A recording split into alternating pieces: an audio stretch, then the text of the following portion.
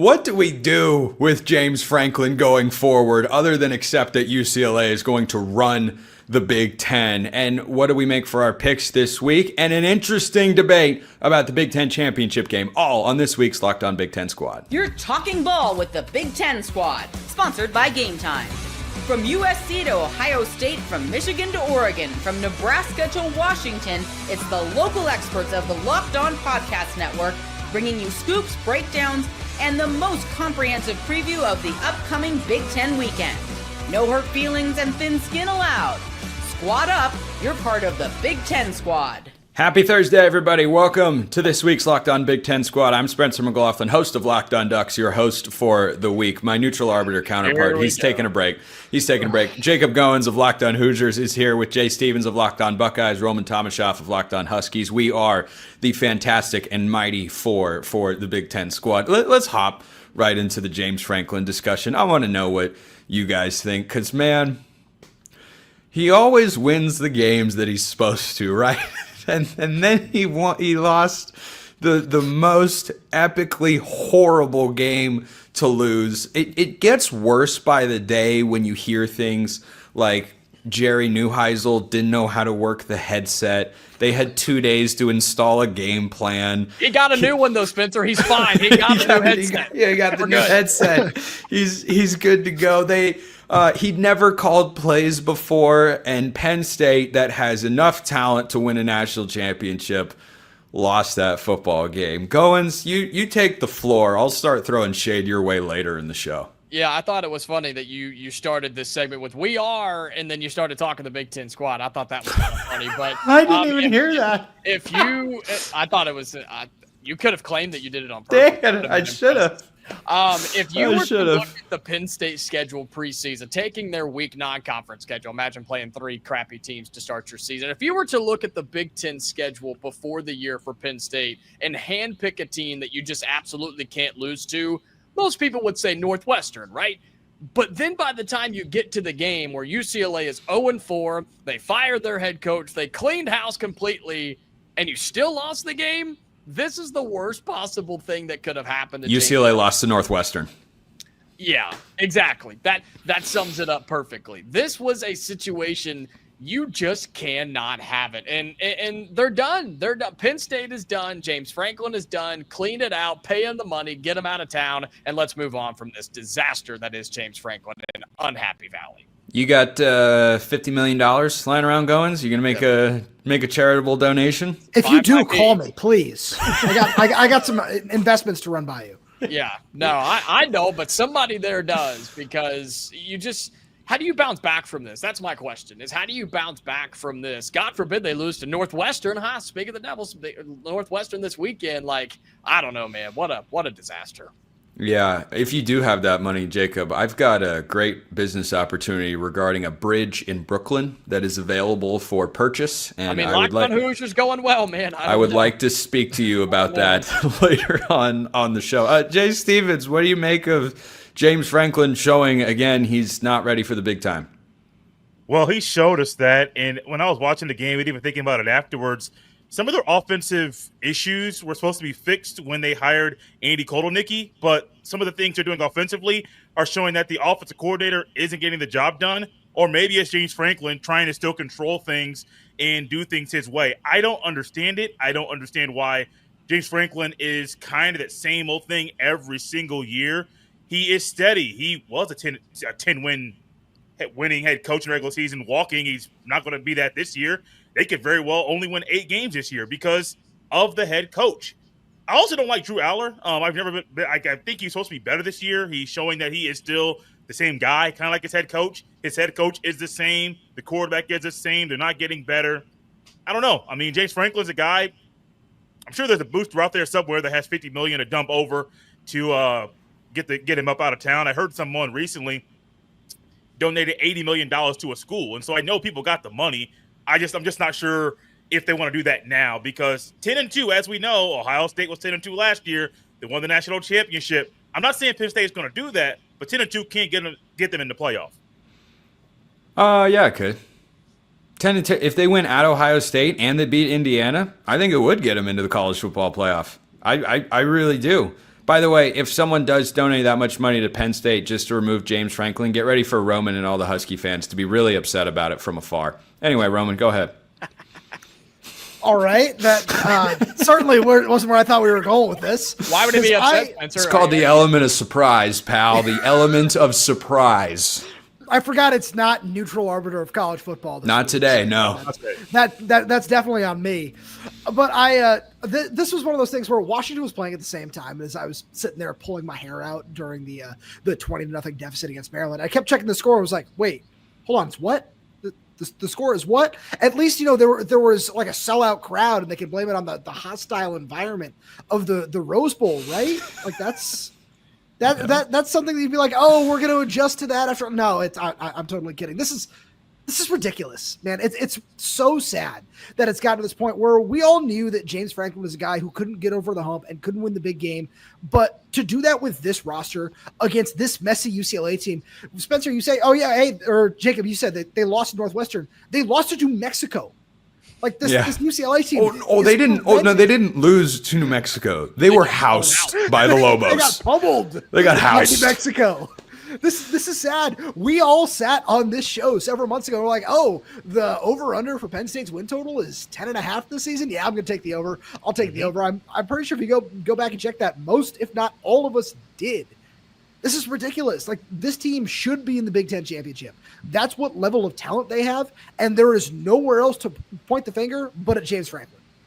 I don't think they just have that talent. This is a national championship caliber roster. You put a better head coach into that spot, and they are undefeated right now. Now, it is worth noting they were literally one play away from beating Oregon, and if they do that, I don't think they go and lose to UCLA. But that kind of makes my point, right? As we look at Oregon as national title contender, top 3 team in college football right now, and Penn State is one play. Oh, I'm sorry, Roman. Did facts upset you? That's standard operating procedure. What was that? No, Indiana's going to win this weekend. Yeah, we'll talk about that. We'll talk about that in the next segment. But they're one play from beating Oregon. Why? Because that's the caliber roster they have. Like I feel bad for Penn State fans at this point. I do, because let's wrap this segment going around like this. If Penn State misses the playoff this year and they're 9-3, let's say they lose to Ohio State, somehow find a way to beat Indiana, which I don't know if I would predict right now. If they were to do that but miss the playoff, is James Franklin the head coach next year? I think he is. Unfortunately, because of the money factor, he probably is. But to Jay's point, if you have somebody who can donate $50 million to Stanford, somebody could donate $50 million to Penn State to buy him out. You're just going to have to take a really rich person and a really upset person to do so. But yeah, he would probably be this head coach still in that situation. You realize how much money $50 million, man? To give away, to donate, to say, here, spend this. Do whatever you want with it. Yeah. That's a lot of money. It's not even, like Cody Campbell at Texas Tech who's giving money to get players and keep them around and build a rock. No, it's $50 million to start over. Jay, that's a big chunk of change. It's a big chunk of change, and I do think he's there next year.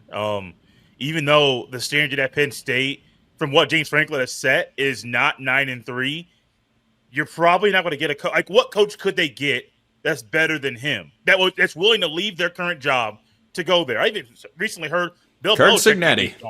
What's that? Bill Belichick's going to buy himself out. He could. No, I think he's still there. I do. And then probably after next year, he's gone, because you're going to have a new quarterback. You're going to have basically a whole new starting lineup on both sides of the ball. And 9-3 this year could be 7-5 next year. It might depend on who they get at quarterback. I don't think it's crazy to think they could upgrade a quarterback going into next year. Wonder if Bo Perbilo will hit the portal. Roman, you want to wrap this one up? Yeah. He looks good. There is no reason that he should be there, but I agree that he will. And it's not just the money. I feel like you're going to give him some kind of leash. Like, does he deserve it? I don't think so, but I think there is a long enough track record of, we can give this guy one more season and see what happens. And the buyout does continue to drop. And then all of a sudden the money does come into play a year, maybe 2 years down the line. Yeah. Yeah, that's not a great spot for Penn State to be in. But we're going to look forward. I have a question about Michigan or Nebraska. Jacob and I are going to just get like on the cusp of yelling at one another. It's a rumble in the jungle sort of vibe. That is all coming up next here on the Locked On Big Ten Squad. First, this episode brought to you by our friends at SupplyHouse. When the whistle blows on a new repair, get your crew moving forward with SupplyHouse. Order today and see parts on your doorstep tomorrow. Over 280,000 plumbing, HVAC, and electrical items from the most trusted brands in the business. Their real-time inventory and honest lead times keep you from punting projects, while their industry-leading customer service always has your blind side covered. If you need parts fast for a project, SupplyHouse has next day delivery. You talk about a game changer, SupplyHouse is just that. Join the free Trademaster program today and score serious perks like priority shipping, lower prices, and a dedicated support line. Visit supplyhouse.com to sign up for free and use promo code SHCollege5 for 5% off your first order. That's supplyhouse.com. Real people, real service. And FanDuel's got real odds on real games. The NFL season is here, and FanDuel has an offer you don't want to miss. Right now, new customers can bet just $5 and get $300 in bonus bets if you win. That's right. You pick a bet, you put down $5, and if it hits, you'll unlock $300 in bonus bets to use across the app. And all the games that we're going to talk about later on today's show, lines, of course, provided by FanDuel. If you think you know what's going to happen better than some of us do, our picks are up and down, maybe some more than others, then FanDuel is the place to go. You have got point spreads, money line, over-unders, prop bets. It's all over there. Check them out. What are you waiting for? Visit FanDuel.com to download the FanDuel app today and get started. Check them out at FanDuel.com. All right, before we get to Oregon, Indiana, the game of the week in the Big Ten and in college football, I wanted to throw this one out there at you guys. Who's more likely to make the Big Ten championship game, Michigan or Nebraska? Big Ten championship game. Just make the Big Ten championship game. Option C, neither. Is that a possibility? No, I want to go with. No, I want this contrast. I know Michigan's got the head-to-head. You can look at that, but Michigan has a tougher schedule than what Nebraska has going forward, and the Cornhuskers have only lost the one game, and they're a solid team. I'm just saying, who's more likely? Who's more likely? I'll go with Michigan just because of their run game and their defense. And look, Nebraska still has a tough game at Maryland. They still have what is now apparently a tough game with UCLA, right? They do have to go to Penn State, which who knows if that's a tough game. I mean, Oregon won there, so anybody can. So I don't think that Nebraska is a team that you should be overlooking and just kind of move on from. But I think Michigan's just more talented and honestly probably better coached at this point. So if I had to pick a team to continue to stay hot, I'll pick the Michigan Wolverines, but I don't like them to make it that far either. Jay? I don't like this at all. Because Ohio State's lost to Michigan 4 years in a row. That still haunts me every day. And I think Ohio State snaps that streak this year and gets back on top of the rivalry. But they don't look that good. Like, they really don't. I know the running game and their defense is solid, but they don't have enough weapons to, I think, win out the rest of the way for Nebraska. I don't really think they're good enough either. So I hate this question. I really do. I like you, Spencer. This is horrible. I don't know why in your twisted brain you put this together for us to talk about here on this show, because it doesn't make any sense. The only thing that's in Michigan's favor is they play Ohio State. I think Nebraska may play Ohio. No, they don't. They don't play Ohio State this year. No, nope. So maybe. That's why it's interesting. Michigan's got to play Washington. Michigan's got to play Ohio State. At USC this week. They've got to play at USC. They could very easily lose this week. But I just sort of, by the way, Roman, you'll appreciate this nugget. Speaking of weird ways in which my brain works, Nebraska's traveling to Maryland as a 6.5-point favorite. What could possibly go wrong, right? Nothing could ever go wrong. I was going to complain about not being able to mention Washington until right now. So thank you for saying that, Spencer. You're welcome. But I also hate this question. I would probably lean towards Michigan right now because, Jay, you point out, USC this week, Washington next week, and then up until you get through the Ohio State game, I don't think it's necessarily one of the tougher schedules in the Big Ten, like Purdue, Northwestern in there. So I would probably lean towards Michigan. I also just think that, like Jacob said, the running game, the defense, I never want to trust a true freshman quarterback starting for an entire season like that. But I also just don't necessarily trust this Nebraska team either. So to give you Michigan. Interesting. What a disaster it would be if one of these two teams makes it to the Big Ten championship. Disaster for all of you, just to be clear. For Jacob Goins, Jay Stevens, Roman Tomashoff would be a disaster if one of these teams winds up in the Big Ten championship. Why? Because they be playing Oregon? Is that what you're trying to just say? It's because they play Oregon? Anyway, moving on to the next subject here on the show. Oregon, Indiana, the game of the week. You know, game of the year. I'm not part of. No, Roman's out. Roman, you don't want to. I want you two to yell at each other, and I'm not going to interrupt. No, we wouldn't yell at each other. We would sternly state our point of view in the game. Like, we've been called kind already this week by. We have. That's true. We had a comment about that. I think we should change that. Goins. Indiana is a bunch of small weaklings who are going to lose by 30 on Thursday.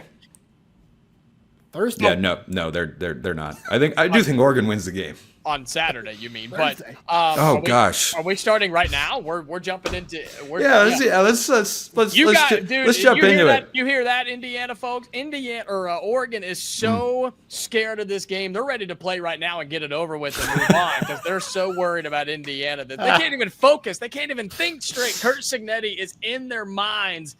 Oh, it's rent free. I think Oregon's paying him to stay in their house. That's what's happening here. No, this is an awesome game, right? I mean, Indiana, you're going into one of the biggest games in your program history. Think about that. You're playing in a top 10 game on the road. College Game Day finally made the right decision and going to go and watch the Hoosiers. Now they're, of course, going to Eugene, but that's okay. Yeah, we all know who they're really there to watch. Yeah, Kurt Cignetti, it's okay. Yeah. And this is one of the biggest games in program history. And for Indiana folks, I know some of you can't understand this because you've been there, done that, but this is a big deal. And if Indiana can show up and play well and perform on the national stage and hopefully earn some of that respect that people – refuse to give for Kurt Cignetti and the Hoosiers, I think a lot of people would be happy with that, on top of course, beating Oregon by, 56 or so.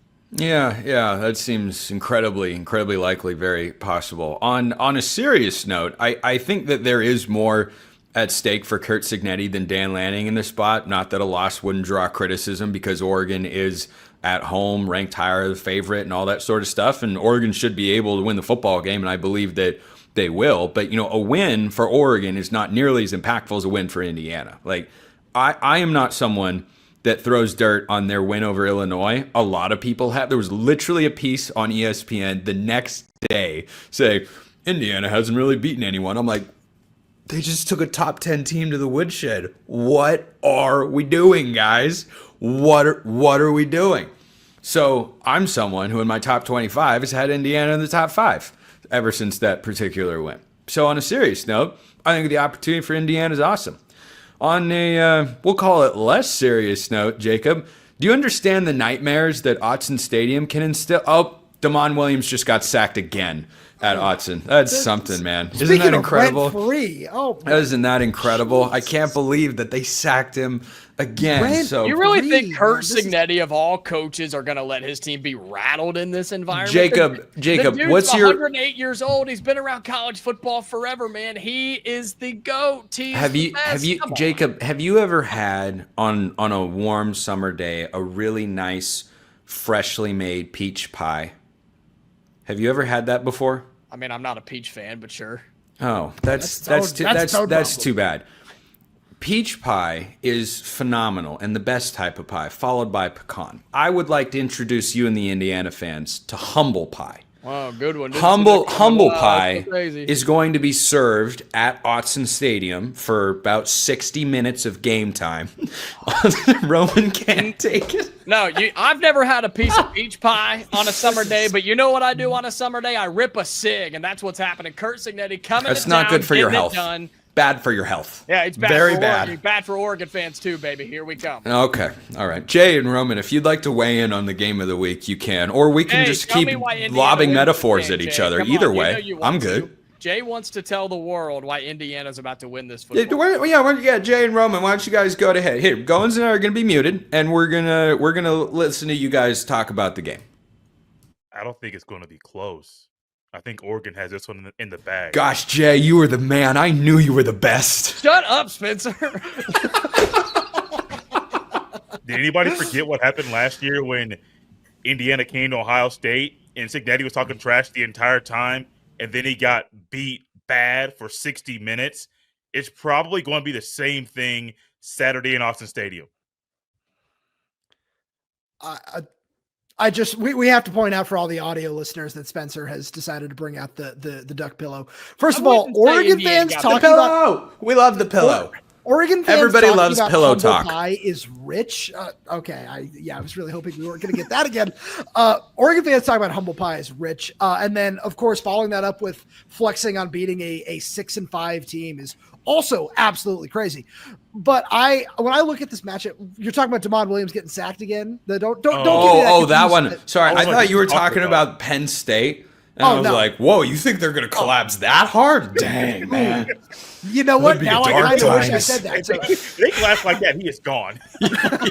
Now I kind of wish I said that. Now I'm a little mad about that. No, I really do think this is going to be a really well-fought game. I haven't necessarily been overly impressed with Oregon's pass protection so far this season. I don't think Isaiah World has been all that he was cracked up to be through the transfer portal so far. So I think this is going to be a real big prove-it game for him. I like what Indiana has done along the defensive line. I'm going to ride with Indiana right now because, you know, we all see this beautiful flag behind me right here. But at the same point in time, I do feel like that this is going to be a little bit different than the Indiana-Ohio State game last year, where Ohio State's scheme is just perfect defensively to stop what Indiana likes to do on the offensive side of the ball. I don't think that Oregon's is built the same way. I think it's been very good. I can't deny that. But I think this is going to be a really fun game. It is gonna be fun. I can't wait to talk about it next week on the squad. That's gonna be. I may or may not be here next week. Just depends. Yeah, Cohen's my clock out, depending on. And if Indiana wins, I'll host the squad next week, buddy. You can take the week off. You know what? You can do that. You could. Let's throw. What's like the proverbial? I can't figure it out. Let's make a Ted Lasso darts wager here. Yeah. You can host, and you can have all the power that comes with hosting, which now that Brandon isn't here to produce this is actually a lot. Because see, like, Roman is just not in the show anymore, and Roman's back in the show, and Roman's over there. I can do all of these things, right? I couldn't do that before. So you can host next week, and I picked you at random. Also, there's a 33% chance. I'm talking to Jay. That's a fair point. Oh, actually, he's a 50% chance. Because Goins is the guy I'm talking to, so I can't take him out of it, or else the conversation wouldn't make any sense. And then Jay picked Oregon, so really there was only one logical option. Yeah. There was no other way to go. We're not in your favor, Roman. No, they weren't. They weren't. Were they stacked against you before all of those factors came into play? I'm not answering that question. But we are going to answer the question of who's winning every game in the Big Ten. Our Week 7 picks in the Big Ten coming up next. First, this episode brought to you by our friends at Mazda. Mazda crafts cars for those who do more than simply move. Mazda delivers confidence with every ride with more IIHS top safety pick awards than anyone else as of August 2025. From footwork to breathwork, athletes on your favorite team are sweating all the details. Mazda brings this same intention to how they craft every model. You can make everyday drives feel like everything but, from smooth handling to intuitive control. Speaking of smooth drive, Oregon against Indiana this week. Smooth drive. It's going to be a smooth sailing like a Mazda car this week at Autzen Stadium. With all-wheel drive standard in every crossover SUV, you can drive with confidence through almost any season. Like the players of your favorite team, Mazda sweats every detail because when you make every move count, impossible becomes irrelevant. Mazda, move and be move. This episode also brought to you by our friends over at Quo. One of the tools that help make a huge difference for business owners is Quo, formerly OpenPhone. It's the same great business phone system you've heard me talk about before, just with a new name. And here's why it matters. Every missed call is an opportunity to make money that you left on the table. When every customer conversation counts, you need a phone system that keeps you connected 24/7. Quo is the #1 business phone system that streamlines customer communications. It works right through an app on your phone or computer, so no more carrying two phones or relying on a landline. I love that Quo, formerly OpenPhone, lets your team share one number and collaborate on calls and texts like a shared inbox, so no customer gets left hanging.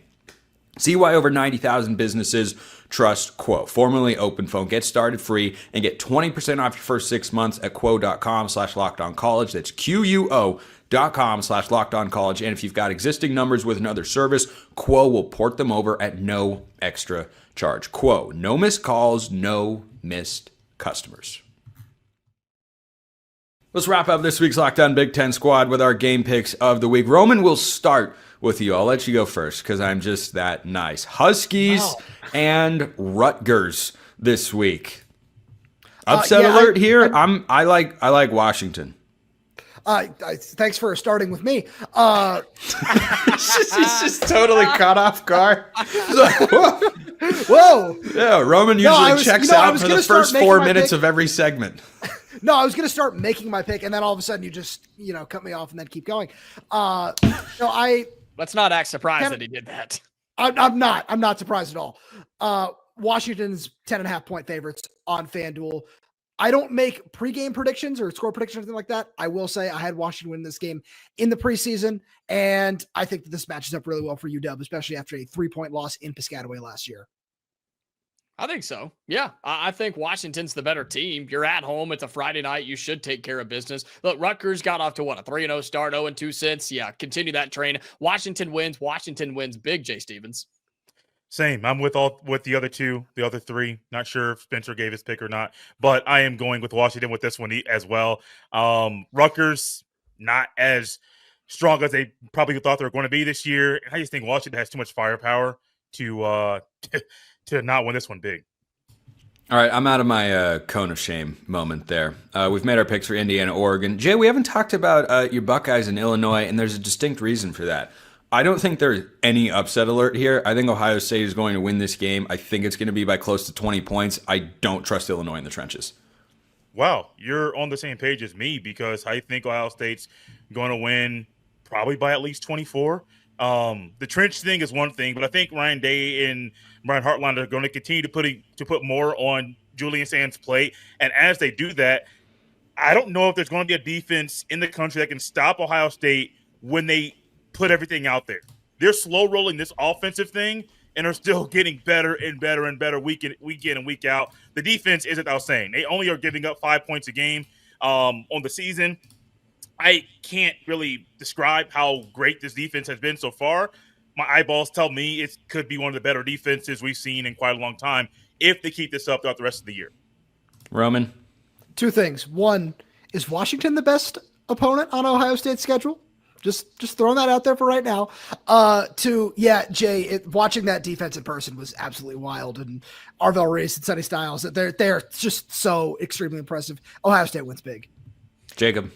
Yeah, we saw Illinois' offense against Indiana's defense, and they put up 10 total points, and the only defense better than Indiana's is Ohio State. So I'm going to say Ohio State might just put 45 points on them if Julian Sand really gets the green light here, and Illinois may not cross midfield.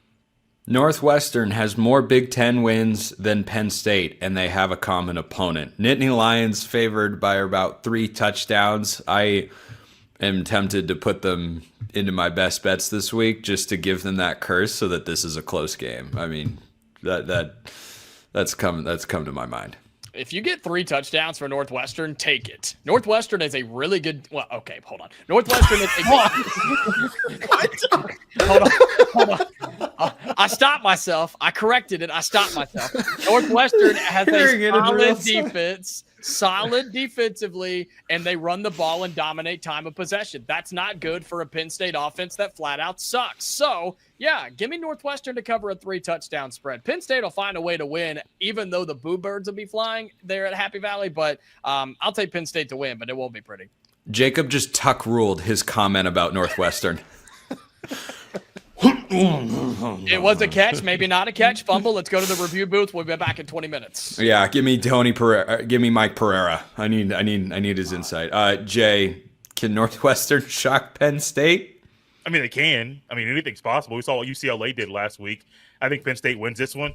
I don't think there's a way for Penn State to lose. I mean, there is a way. I would be shocked. More shocked than I was last week when UCLA won. I'll be shocked if they lose this game. because then there's a scenario where James Franklin doesn't coach the following week. In that $50 million buyout, they find a way to make that thing happen. I got Penn State winning this one.